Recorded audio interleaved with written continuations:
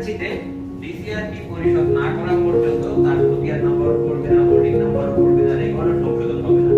এজন্য ডিসিআরপি পরিশোধ যে আগে করবে, আজকে একটা আবেদন অনুমোদন করলেন এবং এক সপ্তাহ পরে আরেকটা আবেদন অনুমোদন করলেন, এক সপ্তাহ পরের আবেদনকারী যদি আগে ডিসিআরপি পরিশোধ করে তাহলে তার খতিয়ান নাম্বারটা আগে এইভাবে আমরা এখানে সেট করেছি।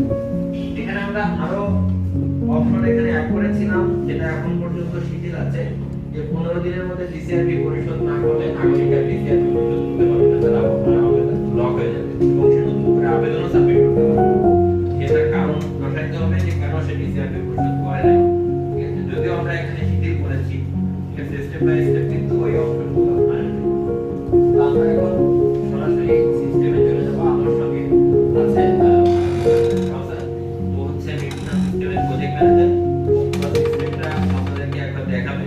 ঠিক আছে, আমরা এখানে আছি, যদি আপনাদের কোনো প্রশ্ন থাকে লিখে রাখবেন এবং আমি রিভিশনের ক্ষেত্রে যেটা বলবো লিখে রাখার দরকার নেই, যখন যে প্রশ্ন আপনার কাছে মনে হচ্ছে এখানে আমরা আরো একটু ক্লিয়ার করার দরকার, সঙ্গে সঙ্গে আপনি গেস করেন। আচ্ছা, এখানে প্রথমে